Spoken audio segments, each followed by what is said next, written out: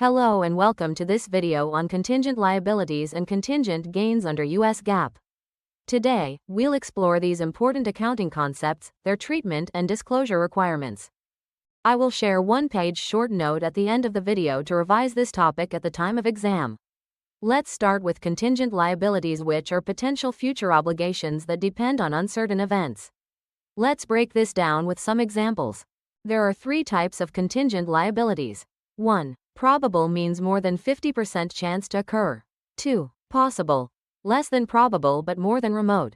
3. Remote, unlikely to occur. Let's understand its accounting and disclosure requirements. For probable contingent liabilities that can be reasonably estimated, record as a liability on the balance sheet and record as an expense on the income statement.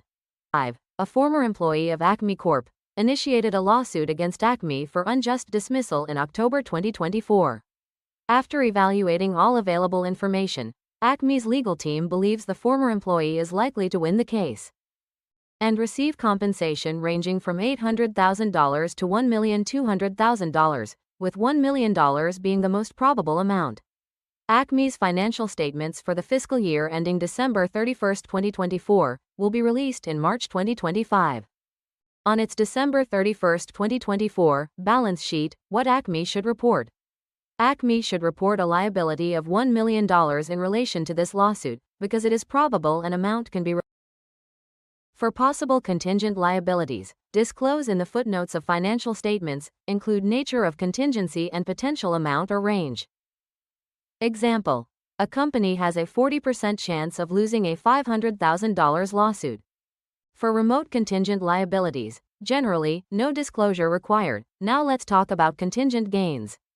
They are potential future benefits that depend on uncertain events. Contingent gains are not recognized in financial statements. This conservative approach prevents companies from prematurely recognizing income that may not materialize. However, significant contingent gains may be disclosed in the footnotes to the financial statements.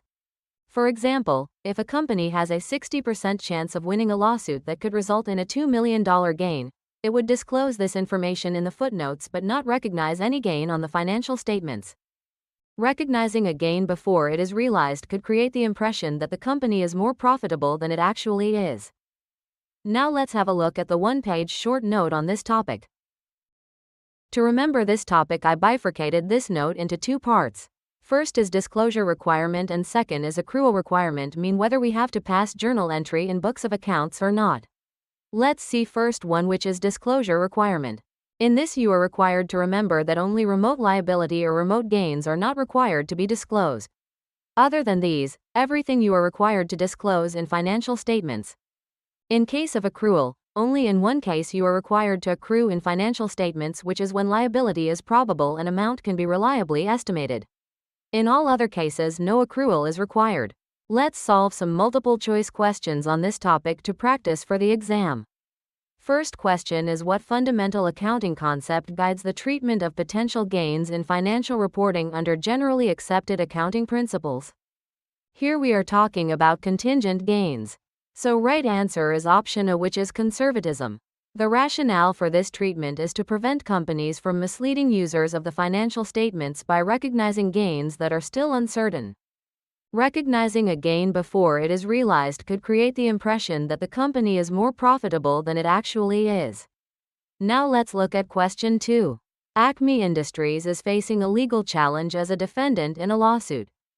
The company's legal team has assessed that there is a reasonable possibility that Acme will need to make a significant payment as a result of this litigation. How should Acme handle this contingent liability in its financial statements? Here we are talking about contingent liability which is having possibility to occur, hence it is required to be disclosed, not accrued. Right answer is option B. When loss is probable and amount can be reliably estimated, then only it is accrued. Let's have a look at question number 3. ABC Corp is facing a legal challenge where it stands as the defendant. The company's legal counsel believes there is a high probability, approximately 90%, that it will not prevail in court. The potential financial impact is estimated to range from $4 million to $18 million, with a possible upper limit of $25 million. No single estimate within this range is considered more likely than the others. Given these circumstances, what is the appropriate amount a BC Corp should record as a liability on its balance sheet in relation to this pending lawsuit? Correct answer is a $4 million. When loss is probable, an amount can be reliably estimated. Loss will be recognized in financial statement. If we cannot estimate single amount but we have range of amount, then we have to recognize minimum amount as liability, and range of amount should be disclosed in notes to financial statements. Thank you for watching this video. If you like this video, then subscribe to my channel and hit the like button and share with your friends who are preparing for CPA exams. Good luck.